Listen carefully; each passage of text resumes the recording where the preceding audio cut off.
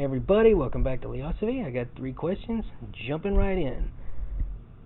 Question 1 definitely is because of the beekeeping primer, or maybe even the first video, depending on when I got this question.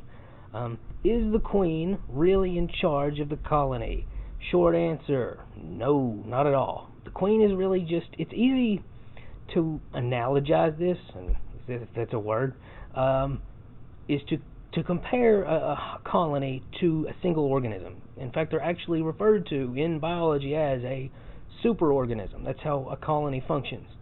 So the workers are very similar to just all of the different somatic cells in the body, and their specialty depends on their age. Like when they're born, they start cleaning the body, like liver cells, hepatic cells. And then when they reach a certain age, a little older than that, they start feeding the young. So they're like stomach cells, or like digestive cells, smooth muscle cells for the intestines. Then when they get a little older, they guard the hive. So now they're like immune cells, killer T cells and so forth, eosinophils and whatnot. They're like the immune system. And then they get to an age where the oldest workers, the workers closest to death, in a way to look at it, they're the ones that you see out and about gathering pollen. So they're very similar to, I guess, the skin, in a manner of speaking, and the muscles, because they're actively engaged in acquiring resources for the colony. Well, the queen, and think of a colony as a hermaphrodite too. The drones, the only males, workers are female by the way, are like the testicles of the colony. It's weird to think about. And the females are like the ovaries, or the queens. They're like the ovaries of the colony. So that's what they do. They reproduce for the colony. The colony follows them because they are essential for the reproduction of the colony, for the continued existence and preservation of that colony. So the queen's very important in that context. But bees are a little bit more of a republic than a monarchy. We call it the queen bee, but really the workers make a lot of the decisions. And if a queen, for example, hits menopause, the equivalent of menopause, and she has run out of actually sperm stored, she will only lay drone eggs because males are actually haploid. So they only have half the chromosomes. They have half of their mother's chromosomes and none of what you would call a father's chromosomes. They only have a mother. They only have one grandpa. It's weird to think about, but it's true. So if a queen starts doing that, they will kill her and replace her. And if a queen displays any behavior that they find unsettling, that they think is bad for the good of the colony, they will kill her. And additionally, all the decisions they make, they communicate to each other via dancing. It's the workers. They're the ones who say, there's a patch of flowers over there, it's less than 100 meters, go get it.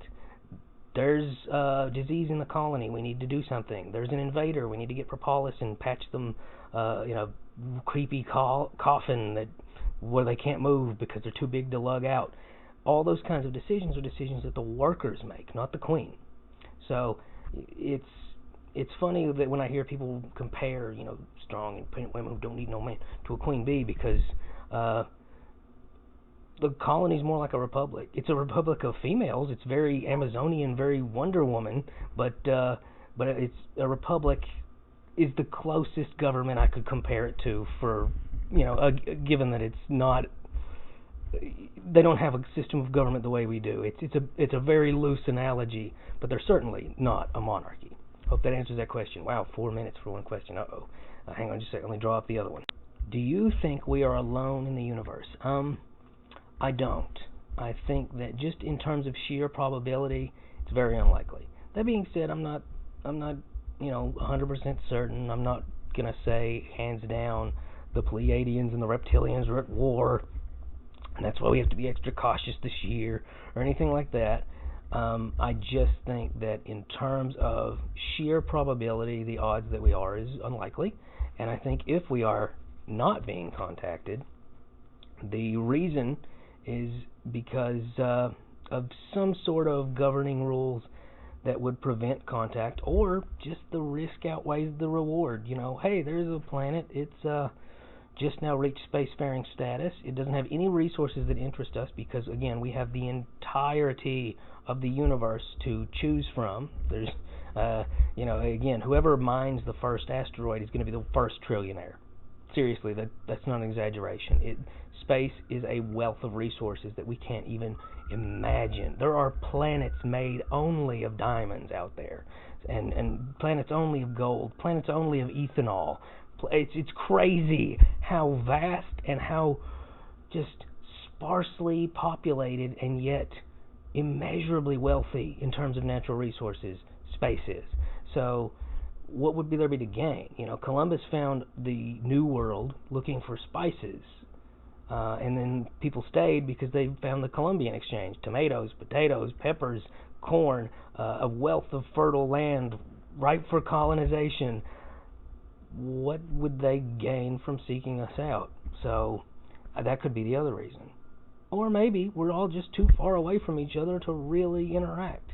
There's a number of possibilities, but the idea that there's one world out of countless worlds that has sentient life, for actually just life in general, it's just astronomically low. Very unlikely. Let me drop the third and final question. What's with vegans and Satan? Or Satan, depending on how you pronounce it. Yeah.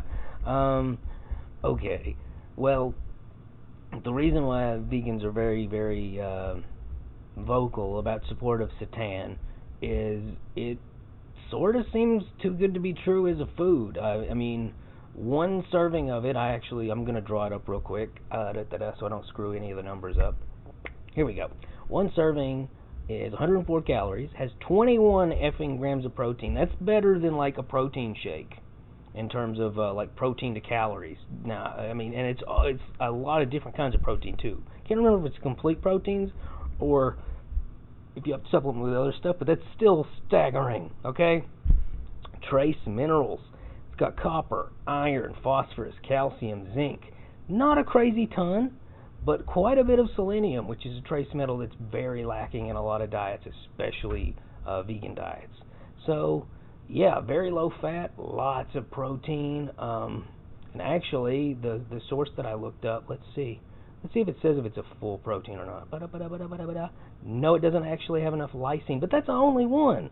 So that is really amazing, and it's also very versatile. I mean, you can cook it with just about anything.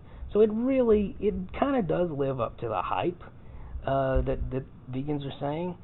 But, and this is the only issue, and I'm not Mr. Celiac. I'm not one of those. Does this have gluten in it? Is this gluten free?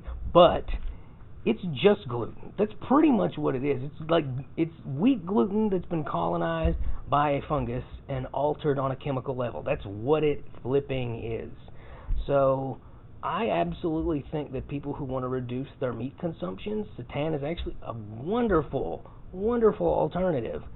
But you should definitely be cautious with it. I don't think it's something that people should be consuming on a daily basis. And it's definitely, in my opinion, and this is soft science here, but I don't think it's something that you should consume more than once a day for sure. So this idea that you can use it as this miracle silver bullet panacea for every possible protein source, no. But it really is a remarkable thing. I can't remember what country, I want to say Malaysia, but like they've been eating it forever, and it's just now become sort of popular on the international market. So I don't have anything negative to say about it. I'm not one of those guys who screams soy boy over actual alternative meat products. I think a lot of it's overhyped and stupid. I'm never going to eat an impossible anything, but I do think that seitan is a terrific food source, a terrific way to get protein without making use of animal products. And so I don't have anything negative to say about it. And I personally, I love to make me some miso soup with little bits of tofu in it. You're never going to see me complain about tofu. I'm not going to drink Soylent, though. I'm never going to hold up a wee box like this. But still, I do think that it is a terrific food product, as is tofu. Not complaining about it. Again, in one of my previous videos, I mentioned the God of War in China, based on a real dude, total badass. His job before he became a man killer on par with like Kratos he was a tofu shop owner. He made tofu for a living. So yeah. Anyway, that's all I got to say about it. But yeah, like, share, subscribe, and keep asking questions. Bye.